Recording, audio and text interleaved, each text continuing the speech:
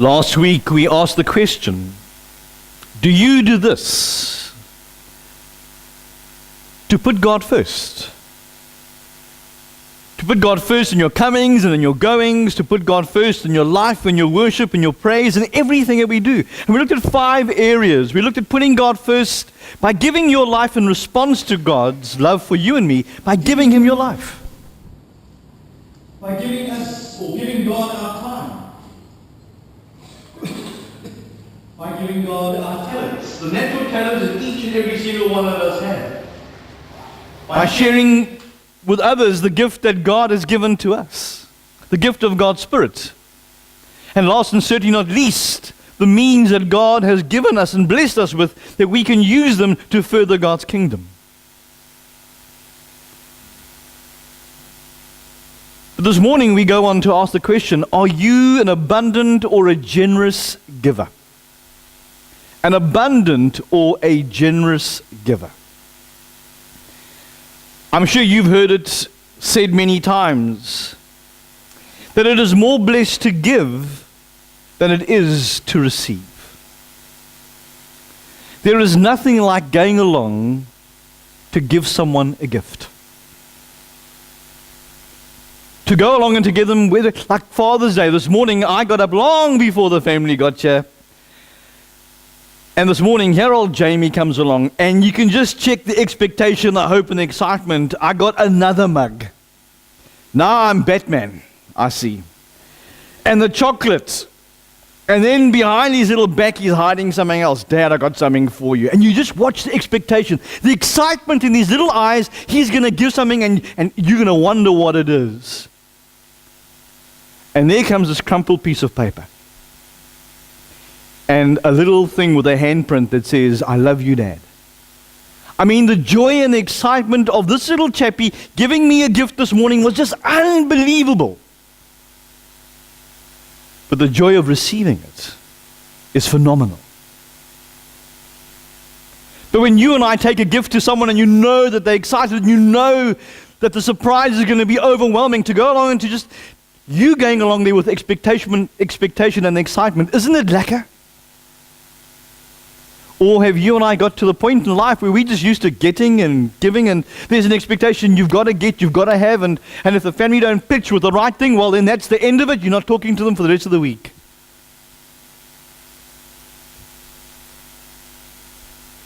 Truly, it is more blessed to give than it is to receive. Last week I asked the question, how many of you were generous? I think most of us would have believed we are generous.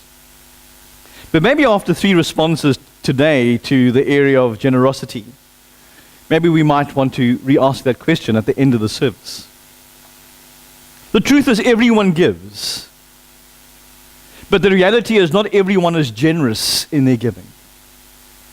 We give often what we need to, or we give what we have to, but we are not naturally or normally generous in that giving. And sometimes when we give, we will often give with an expectation, or we'll give with conditions. I have a particular friend who's incredibly generous in their giving, but when they give, there's always a little catch to the give. And when they aren't happy with what you do with what they give, they take it back. I'm being dead serious. They take it back. And I've on a number of occasions had a few things taken away from me. They were given to me. Imagine if God were to take back the eternal life, the salvation that He gives to you and to me, because we aren't dealing with it properly, and because we don't seemingly seem to be changing any way or any different from the day we met Him. Imagine that.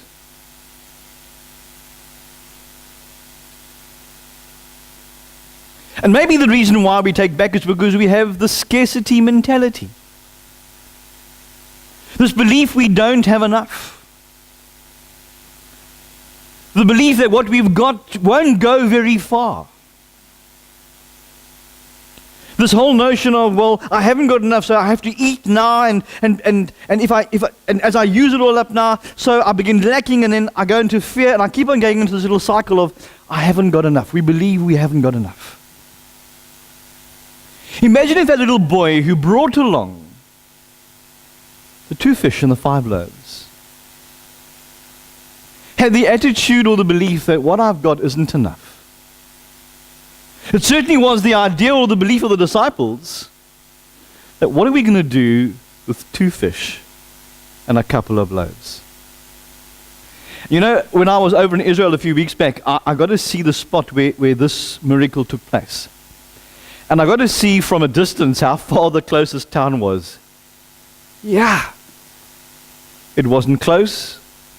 And it's up and down hills. And you can't believe how hot it is. So I can understand why the disciples must have started thinking, do we have to go into town to go and see if we can buy? But Lord, we haven't got enough money to go and do this, Lord. It's more than a year's wages. How would we be able to feed this entire crowd?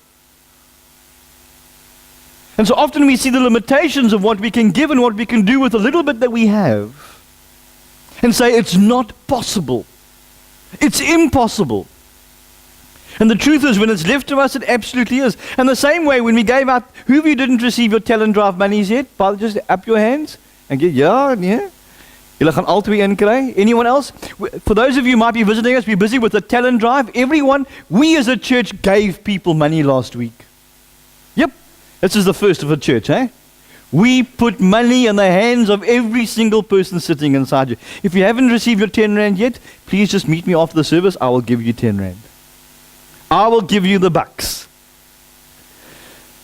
And you might think, well, what on earth can you do with 10 rand in this talent drive? Well, you've got 3 months to grow it and to nurture it, and you'll be surprised what can get done with a little and how much it can become. When you practice 3 little areas in your life,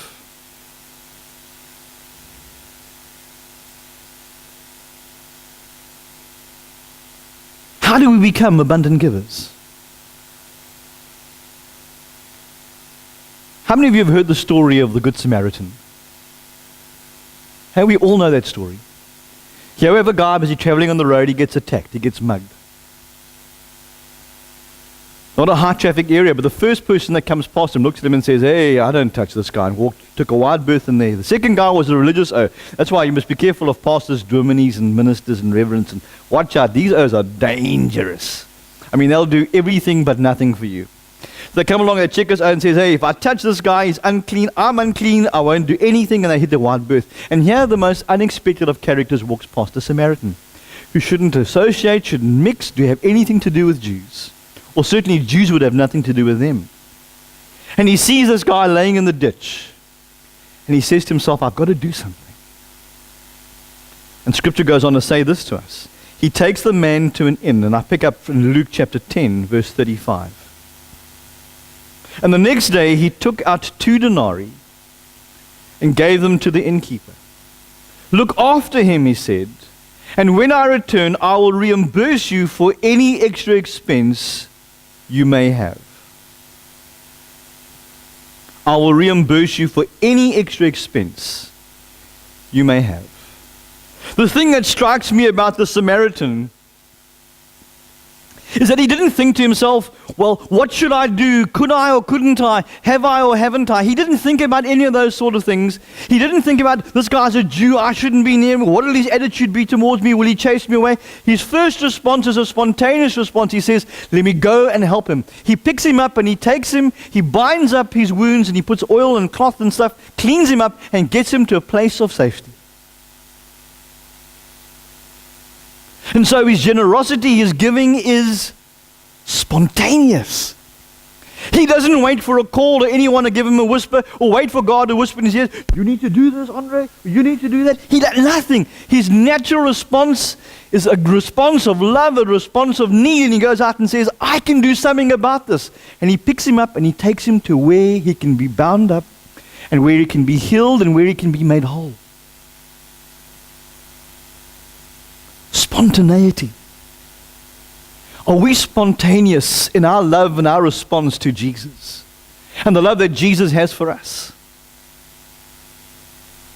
Do you get excited in the week, in the 6 days and 23 hours, and you can't wait for Sunday morning to come along to church, to be excited and to get wow and lekker, and just to tell God how much you love Him and He's amazing, and you sing the songs? Hey, can't you? Do you feel like me? Canned up, man. I don't work all week. I wait for 3 hours on the Sunday to just go totally moggy and just let it all out. And you must think he's totally nuts now. Hey, are you like that? Or is it just me? Gee. Okay, bye. I'm going down to my office and going to have coffee over there, and I'll come back. Call me when you're ready. You see, you don't have to wait for an hour on a Sunday to get excited about Jesus. You can be excited about God 24/7. You can be spontaneous in your giving and your response to Jesus 24/7. Wherever you are, whatever you do. Yes, I get excited over I won't say Christmases, over Sunday mornings, because it feels like a Christmas to me. It's great to see the greatest gift that God has given every one of us, His Son, Jesus Christ. And to see you guys sitting here too. It's lekker being part of God's family. But God calls us to be spontaneous in our giving, regardless of who's before us, to share the love of Jesus with Him. Yes, we've given Him our lives, but to be spontaneous in our time. Not to sit there thinking, well, in my diary, well, maybe I've got an hour or two. Remember what I told you about the word tithe? First fruits, in other words, giving God the best that you have in your time. To be spontaneous with that, and doesn't matter what's happening in the day, to be spontaneous and say to someone, you know what? I want to take you for a cup of coffee. Or can I stick you for a lunch? You do know, they have ever heard of the expression, faith without hints is worth nothing. I'm hinting now, eh? But just to be spontaneous towards each other, towards other believers, and even non-believers, to be spontaneous in our generosity. Because that's important. Because if we were to be true Methodists, we would be very methodical. We would do things in a very methodical, perfect way. You know, a welcome and a hymn, and then a prayer, and then a hymn, and then the notices, and then a hymn, and then a reading, and then a hymn. There's no hers in here, eh? Just hymns. It's all a man-dominated thing. We're not that bad. But to be spontaneous in our relationship with God, with others.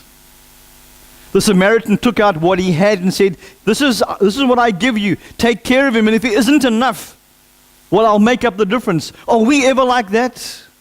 If there isn't enough, I'll make up the difference. It was amazing for us. And I'll use one example. We've been blessed abundantly with all the clothing that came into the church. I mean, it's been phenomenal. And to be able to spontaneously respond when the need was out there with many areas throughout this country. To go along and take 3 boxes of blankets and 72 items of crockery to be able to send down to Neisner to make a difference. I mean, that's spontaneous. Get up and go. But there's another level when it comes to our generosity. And that is to give strategically. If you don't understand the word strategically, let me put it into simpler terms. To give prayerfully. To listen. To listen and to hear what God is saying to you. Because not everything is spontaneous. Some things you need to have time to listen to what God's saying to you. And when you give and you give abundantly and you give generously, it is an act of worship. Have you ever thought of your giving of yourself, your time, your talent, your gift, and your means as being an act of worship to God? Because that is what it is. The collection you put in the plate on a Sunday isn't just someone because they send a bag around like ching, ching, ching, ching, ching. Hey?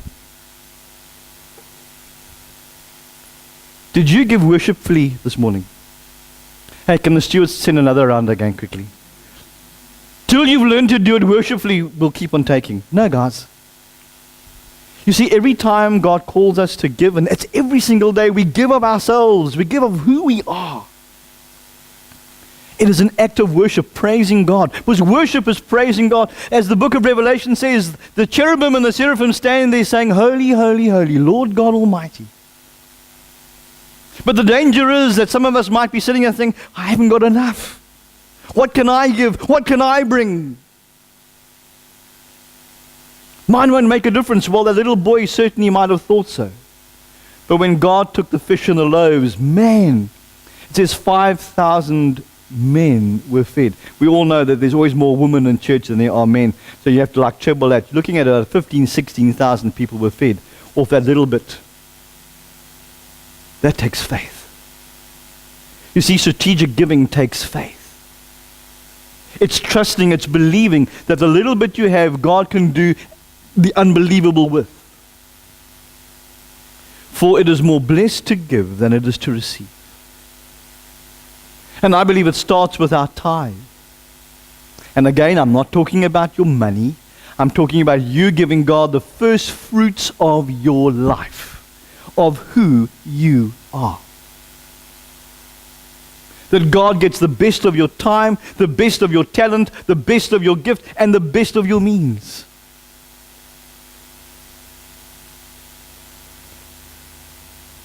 Isaiah 32 verse 8 says this to us.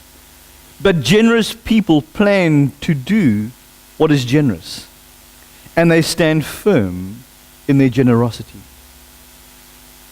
I know most of us plan to consume. We want a new techie toy? Hey, we can find the bucks for it. We want a new pair of shoes? Man, we can make a plan for it. We want a new little gadget? Hey, it's not impossible. Everything's possible. You want, so the list can go on and on and on. We've become consumers where we can make a plan. But what about our faith? Are we, or have we just become spiritual consumers?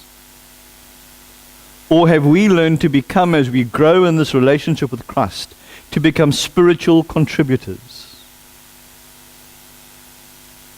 To become generous in our giving of ourselves to God and to serving God?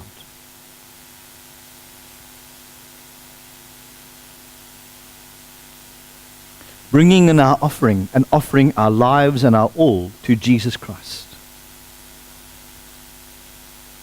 But there's a third aspect of not just our spontaneity, not just our prayerful, generous giving, but also our sacrificial giving.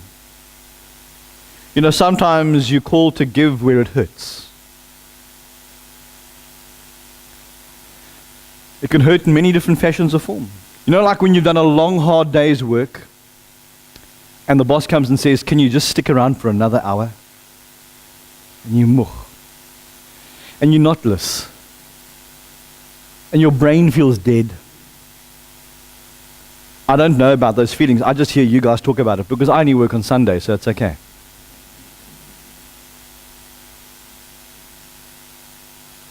But you dig deep and you find the energy and the focus just in another spot, just to give a little more.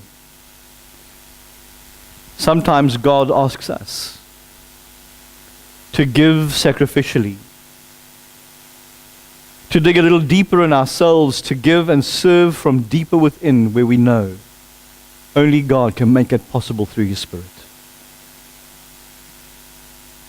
Mark 12, verse 41 to verse 44. Jesus sat down opposite the place where the offerings were put and watched the crowd putting their money into the temple treasury. Many people, or many rich people, threw in large amounts. But a poor widow came and put in 2 very small copper coins, worth only a few cents. And calling on His disciples to Him, He said, truly I tell you, this widow has put more into the treasury than all the others. They all gave out of their wealth, but she, out of her poverty, put in everything, all she had to live on. You know, when you walked into the temple, and one of the first things you did is they were clever. They took your collection, your giving, before you even ventured deep inside. And so I spoke to the guys this morning, because we've got a couple of really capable guys. We're going to put up special boxes in front here. We're going to do the same thing in church now. And then Paul's going to electrify it for us. You don't know it yet, Paul. Paul will be spontaneously generous, strategically planned to do this for free. Okay? Okay. So what they would do is you'd walk into the temple and they would have these like flutes with baskets that would go down to the bottom. They were made of copper. And so you would go along and you would take your giving and you would throw it in. And this is where the little saying, empty vessels make the most noise, comes from. Yes. Just like, you remember I told you about the short end of the stick? Did I tell you about the short end of the stick? Don't you know? Have you ever heard that little expression? While I was in going through, we went to a place called Bet Shan. And there you have the Roman toilets, you know, the public toilets. Actually quite nice. You could sit and have a conversation while you're in the loo. And every person would have a little pouch. And in your little pouch you would have a sponge. And the sponge would be soaked in vinegar, water, or vinegar, just to keep it clean. Because we all know vinegar is perfect household cleaner. It kills germs, bugs, funguses, viruses, bacteria, everything. It kills. Okay? You can't poison someone with it, so don't try. So what they would do is they would go along and they get into the public latrine, and there would be a stick in front of them. And this stick would just in front of it would also be a little bit of flowing water. There would be flowing water to get rid of when you would rinse your sponge. So you take the stick, stick it into your sponsy, and you would dip it in, and then you would clean your after end. And hence the little saying that comes along, you get the short end of the stick, you know? Just a bit of useless information. So if you want to join me to Israel, you can lots of more, and it's true, that is how the story comes, folks. You can work out the difference for yourselves. But in these little flutes, what they would do is they would throw their money in and the folk would hear what they were giving. And it became a bit of a brag moment because the wealthy would stand there and they would check who's around. But you know, you have these serial gossipers. You know, did you see how much so-and-so gave today? Oh, wow. I mean, you could just hear the money rolling. Filthy rich these ones are. And so what they would do is coin the geld inside the container, and it would go down these copper flutes, because a flute makes a sound. And so you would hear it going ding-a-ding-a-ding-a-ding-a-ding-a-ding, twang, on the bottom. Empty vessels make the most noise. You'll learn lots of good little sayings. But what the rich would do is they would sew on, just on the undergarments, they would sew on extra little coins and little bits and pieces and some jewelry, some really valuable stuff. So if, you know, the Joneses were there, we've got to outgive the Joneses. So we'd pull off our garments and we'd coin a bit extra. Dwong, dwong, dwong. Like, you know, you can hear the jingle. Yeah. And they would throw in there. Shoo. And here this old lady comes and everyone gets quiet. Let's listen, you know her. Never got anything, can't rub 2 cents together. And she throws in the little bit she has. And it means everything. You see, what she gave cost. It wasn't just the money she gave, but the attitude, the comments, the chirps of the people. I learned one thing visiting Israel. Yes, like mense, like on Skinner, they're worse than the Irish. And I can say that with conviction because my sister-in-law is Irish.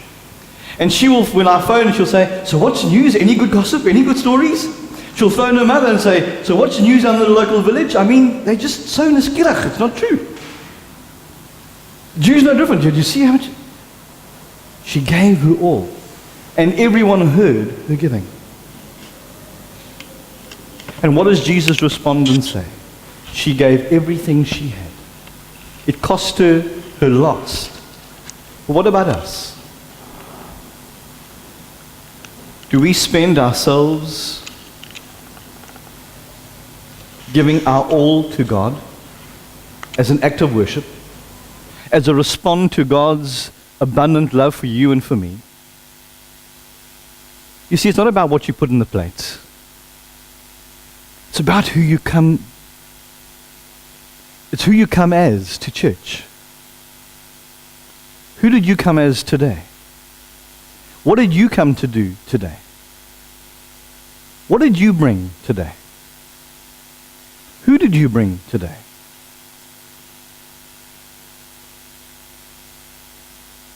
You see, it is more blessed to give than it is to receive. What did you bring God today? For He asks of you and He asks of me for our lives. He asks from us our time. He asks from us our talent. He asks from us our gift. And He asks from us our means. But until we understand our need for a Savior, we will never know how to give. And we will never understand the value of the gift that God has given us and the response that we have to that gift.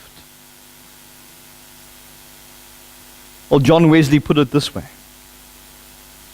earn all you can, save all you can, and give all you can. We have more than we ever could imagine. And the bit we bring, whether it be a lot or a little, God can do the impossible with. But when you bring your life, it's amazing what God can do with you and me to change the world around us. 12 simple men. And look at the world transformed today. Is it perfect? No. Are we a perfect church? Mm-mm. Am I the perfect preacher? Mm-mm. God doesn't use perfect vessels to perform God's perfect task. But He takes us and makes us a new creation, no longer in condemnation, to be His hands and His feet and His voice. Bring who you are. Bring what you have. And may you and I spontaneously, strategically, and sacrificially serve God in all that we do.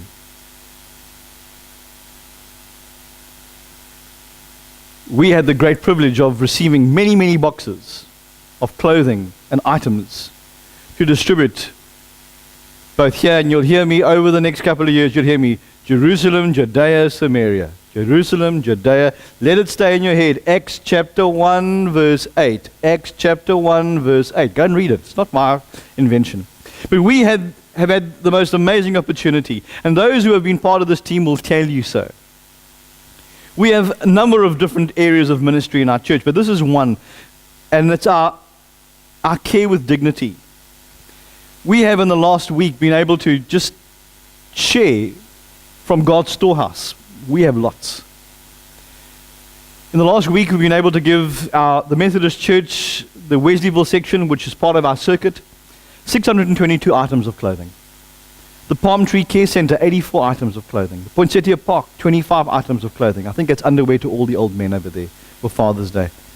Amams Toti Cares, which we host in terms of they use our facilities to be able to distribute 151 items for children. The Pennington Methodist Church just down the road have a brilliant ministry called Feed My Lambs. On a Saturday they feed children and do some fun stuff and education and teaching. We were able to give 933 items of clothing.